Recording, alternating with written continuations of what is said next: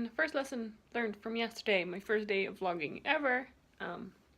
Brush your hair, I did, but it's a bit wild today.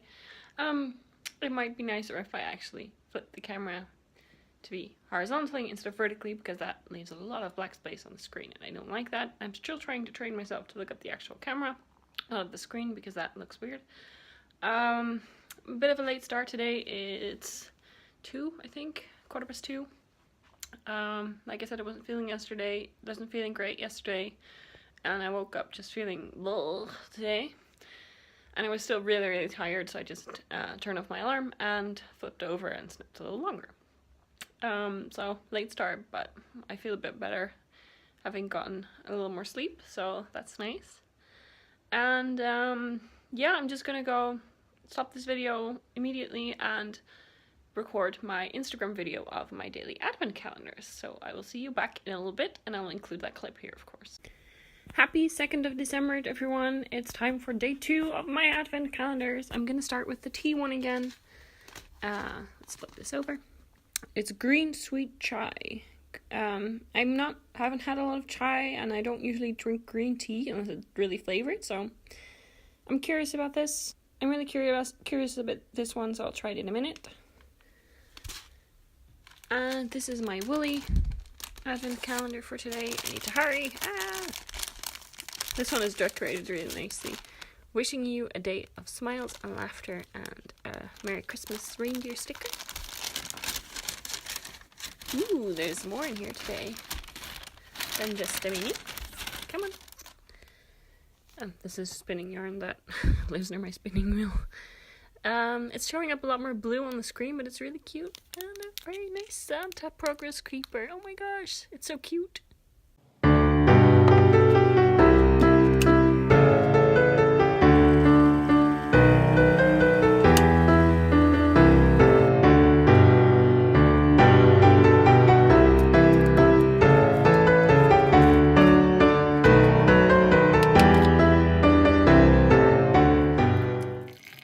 Opened my advent calendars.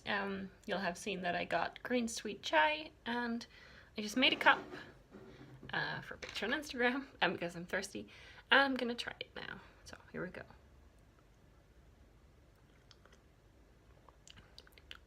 Okay, it's a lot different than I was expecting. Like I said before, I've never really had chai tea, so I'm not sure that I was expecting if that was even what chai is, but I like it. Yes, if this is chai, I like it. It's kind of sweet, and not too sweet. It's sort of like a slight hint, and it has like a spicy, peppery aftertaste, and I like it. About today's mini, this is the one we got. Surprisingly color accurate. I think iPhone is notorious, maybe other iPhones as well, for having problems with purple or shades of blue. This looks surprisingly accurate, like this. What is harder to capture is, I think it's either a really subtle sparkle or just really shiny. I think it's sparkle, actually, now that I'm looking at it closer. It's really glittery and shiny. I'm trying to see if I can capture it by moving it.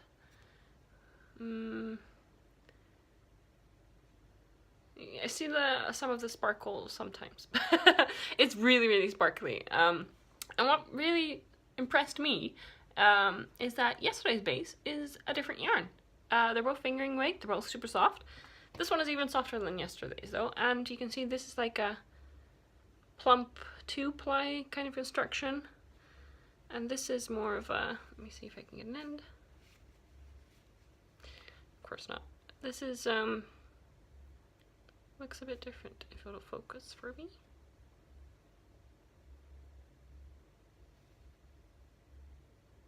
Wow, okay. Well, I think it's clear enough. But yeah, I'm really curious to try out this new one as well. I like sparkle. From the Het Wol base, the advent calendar I had, she had 2 options. Either a soft and mellow, with the colors being soft and mellow, no glitter and over the top stuff like that. Or the Woestenwild, which is basically wild and a bit more sparkly and crazy. Of course, I went for the second one because I love that. So I'm gonna knit my square and then I'll be checking back in, I guess. Bye. Okay, wow, for some reason this square took incredibly long. I just have that sometimes, I guess. My mitten is lying right next to me and I really want to finish that today, so you can see the sparkle a bit better when I move this one. It's getting dark. Let me quickly show you. It is super misty outside. It is 4 and it is going dark.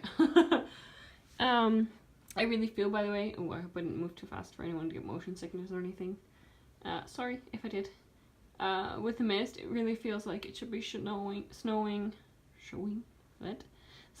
but it's not, unfortunately. Ugh, I really want snow. I want to wear all the willies and play in the snow. But, oh, that's the color showing up better there. And you can see some of the sparkle. It was really nice yarn to knit with. And yeah, that's my square for the day. Here I am again.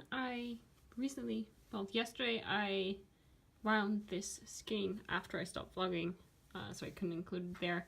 After I wound it off the bobbin of my spinning wheel, and I gave it a bath, and it's dry now, so I thought I would show it off. This is a 100-gram skein of white Masham fibre. I'd never spun Masham before, and I don't think I will again. It's not the fibre I like the fancy smooth merino and stuff like that, or even like Corriedale, that's one of my favourites, or BFL, but one of my absolute favourites, which I spun a small mini of, was like a faux cashmere camel blend, and that was really nice, and that's from the same maker as this one. I bought this when I bought a spindle. I bought a kit, and I also ordered this little braid from her. I think it's at least 4 years ago now, so about time I spun this braid. And it was a fun experiment, and I do quite like the finished yarn. It is definitely rustic, which is one of the reasons why I didn't really like this fibre as much. There were some harder bits in there, and I think that's just a fibre because the person I bought it from, Hilltop Cloud, has amazing quality fibre, so I think that's just a thing about this breed of sheep. It is got a really nice fluffy halo, as you can see, against the black of my table. It's really dark brown, but it looks black. You can see like the fuzziness. I spun it worsted, so the halo is less than it could have been, but I can't spin even spinning woolen to save my life. And I think it's a light fingering weight. I'll probably knit it up as if it was a fingering weight because of the fuzziness and because it's quite rustic and sticky. I think that will work fine. And I'm thinking a hat for some reason. This just, the way it feels, and I quite like it for a hat. And next I want to knit on this mitten, but I can't. I have some work to do. I have a pattern that's finished testing, and I was watching Sims videos again, as well as podcasts, and my square took forever, so. But I'm going to skein this up and put it away. I'm going to put this away, and then I'm going to do the final edit on a pattern that I've been wanting to release, and then I'm going to release it on Ravelry. I'll get that all set up to get started, and then I'll show you some more of the behind the scenes designer stuff, because I know that can be quite interesting. Okay, I've gotten all set up, and I will show you what I'm planning to do right now. This is the testing thread on Ravelry for the socks that I'm editing today, the party in the back socks. And this is some pictures of them. The funny thing about these socks is that the back, all the way down to the heel flap, down the heel flap to the heel turn, has a lace pattern, a really simple beginner lace pattern.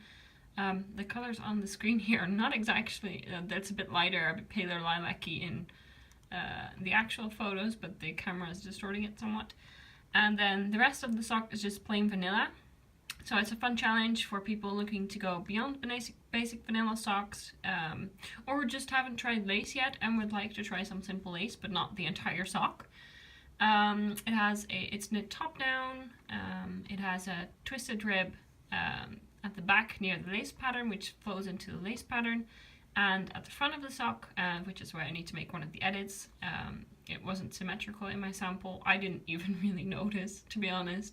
I don't really mind that sort of thing, but testers commented that would be nicer if there was one extra knit, like here, so that it would be symmetrical.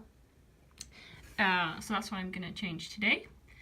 And here's like the basic testing info. Yeah, so I have some small like 5-minute work on the corrections left.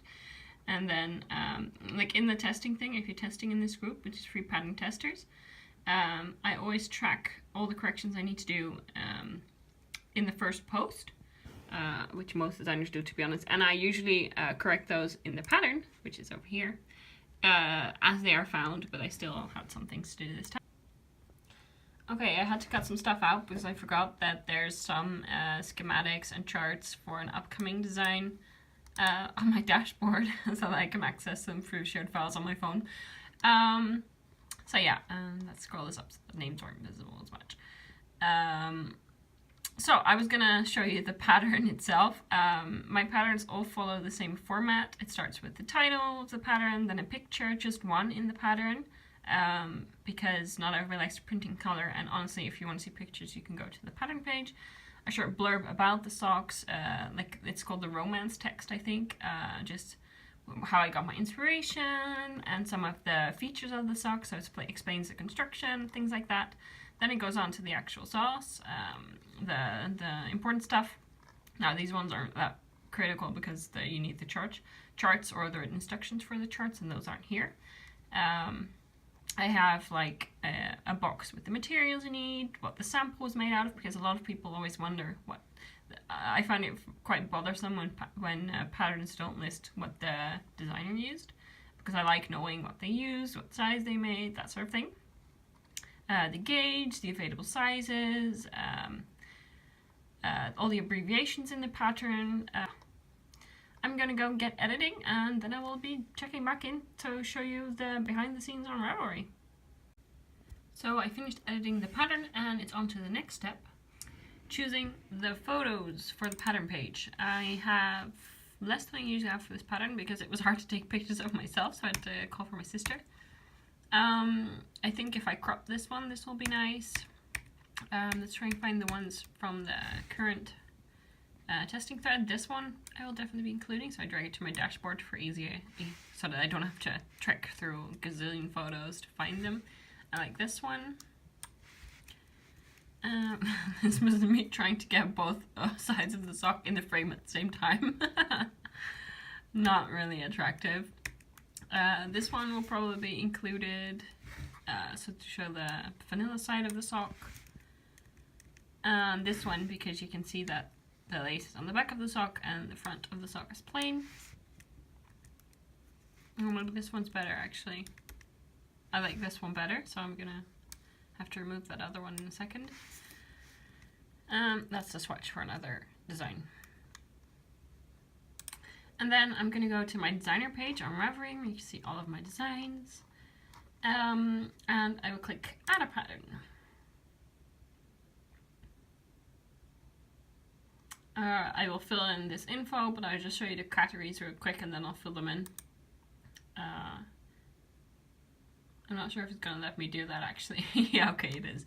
You have to fill in the craft, what type of category it is. My internet is slow today. Good lord. Okay, when it was published, where it was published for me, usually always in my Ravelry store. Though I am thinking of uploading a few ebooks next year. Or at least organizing existing patterns into an ebook because they're based around the same stitch pattern basically. Here you can select the price. This one's a pretty critical one, the next one, because I think a lot of people struggle with this one. What attributes you can select. Does it have color work? Does it have lace? Does it have cables? But a lot of these are not always super clear to people, I think, because I read along in the editing forums on Ravelry and they are often used for the wrong things. But so I've tried to be really careful when selecting these. Next, the type of yarn you used and the exact yarn you recommend, the yarn weight, the needles. Next is gauge and yardage. In my case, meterage, that I always try to include both. That's a thing I find important in my patterns. I include both inches and centimeters, and for needle sizes, US and metric. And any measurements are also given in both inches, centimeters. I think I already said that actually, by the way. But I try to be as inclusive as possible without being overly wordy. No, language, I skipped that, but that's self-explanatory. Here you enter like a brief sizing, and then here you enter all your notes. Next is photos, and that's it. So I'm going to do that right now, and then I will show you the finished pattern page. The next step, which is not yet the finished pattern page. Okay, I will be back in a minute. Okay, so I finished filling everything in, and then you get this, where's my mouse? There. This preview of how your pattern page is going to look. And one other thing I forgot to mention just now about being inclusive in my patterns, I always try to include both charts and completely written instructions, like row for row from what the chart says. So because I know there are people that love and hate both. So I include both those, and now I'm going to press this button and publish the pattern page. And let's hope. I read some comments that there were some problems with Ravelry today, so hopefully it looks like all's well. And now I'm going to add it officially to my store, because I haven't claimed the pattern page yet in this case. I need to upload the file, and I'm going to upload that. Thank you. Then I'm going to fill in the name here, because if you have different languages available, and these are just in English for now, but I am planning, I'm the designer of the month in February for a Dutch sock knitting group, and I aim to have all my sock patterns available in Dutch as well by then. So it's just easier to name them already now. I'm going to actually activate my pattern so that people can buy it. I'm going to enable it for in-store sales, so that people can buy it in LYS as well. And then what I usually do for a new pattern, just to sort of boost it, I have a sale.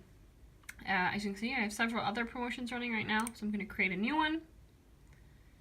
And it's going to be a regular sale, no coupon code necessary, and I'm going to call it Party Release, because I type more than you need to.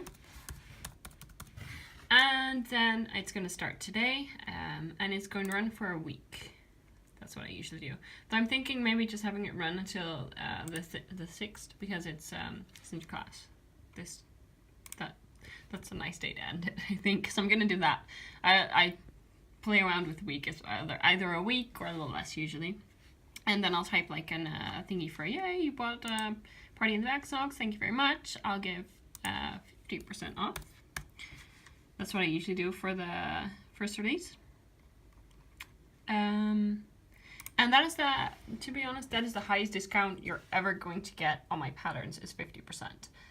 So if you like a pattern and you know you're gonna want to knit it someday, your best bet is to buy it. It sounds like a sales pitch, but I'm being honest here. But your best bet to buy it at a discount is immediately after release.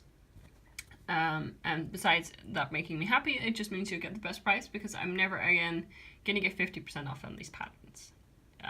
That's just, there's exceptions, like maybe like a birthday thing, well, I'll do a buy one get one off or something like that, or I'll give my agent discount, but that's not 50%, because I'm not 50.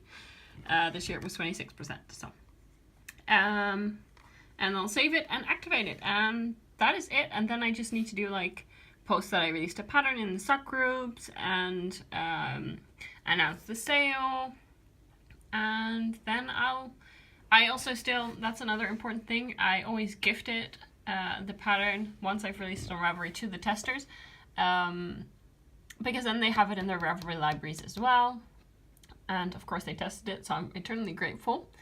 So that's what I'm going to do now, and I'm sorry if there's a lot of editing in these parts. I keep accidentally filming things I'm not supposed to film, so I'm cutting those out, so I'm sorry if that's a bit annoying. I'm doing my best. This is my second day of vlogging. I'm by no stretch of the word yet an expert, so hopefully with practice I will improve.